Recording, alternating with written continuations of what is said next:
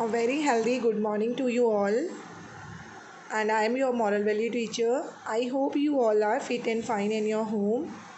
Children, today I am starting the question answers of this chapter. As you all know that the explanation of the chapter is complete now, and the chapter name is Action and Destiny.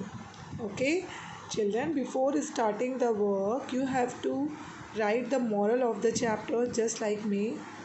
Moral of the chapter is action and destiny are the two sides of a coin. Work with all your might but leave the result to the destiny.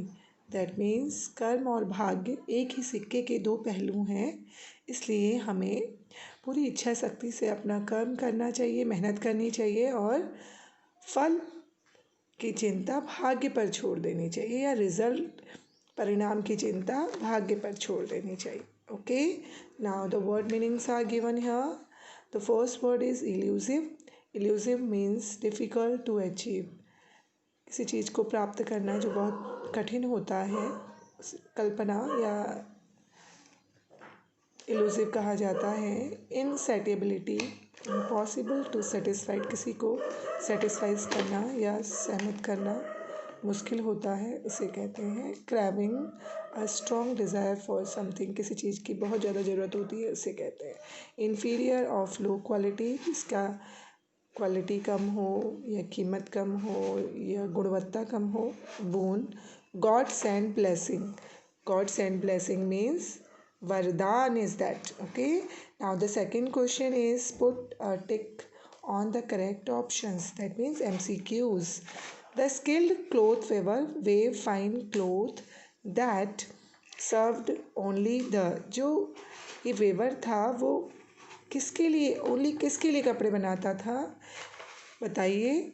Royal people, children, women, बच्चों के लिए, औरतों के लिए या राजघराने के लोगों के लिए. यस, रॉयल पीपल्स के लिए बनाता था. That is the answer. The weaver left the place and moved out in search of.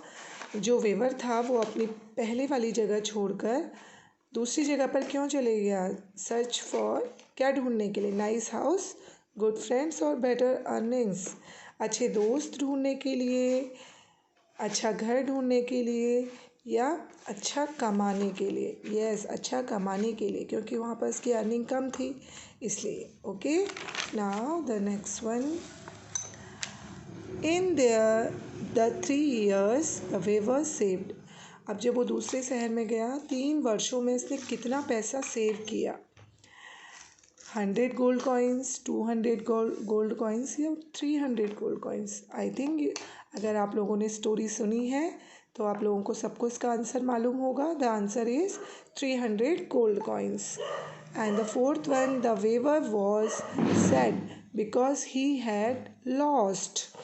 जो वेवर था वो बहुत उदास हो गया क्योंकि उसने क्या खो दिया था. हिज बैग, गोल्ड कॉइन्स और क्लोथ्स, उसके कपड़े, सोने के सिक्के या उसका बैग. Okay, the gold coin of the weaver were taken away by. जो सोने के सिक्के थे वो वेवर से किसके द्वारा ले लिए गए थे. एक्शन, थीफ और डेस्टिनी. कर्म के द्वारा, किसी चोर के द्वारा या भाग्य के द्वारा. Destiny is the answer. Now the sum true false are here. The first one, weaver's wife wanted to go with the weaver to the new city. जो वेवर की जो पत्नी थी वो भी इसके साथ नए शहर में जाना चाहती थी. नो, वो जाना चाहती भी नहीं थी और गई भी नहीं थी. The answer is false. The skilled weaver was successful in the new place. Yes, नई जगह पर जाकर वो सक्सेसफुल हो गया था ना. यस, इट इज़ राइट, अच्छा कमाने लगा था. The answer is true. Having lost his money, the weaver decided to end his life. जब उसका सारा पैसा गायब हो गया, सोने के सिक्के, तो उसने सोचा वो अपनी लाइफ का अंत कर दे. That is true.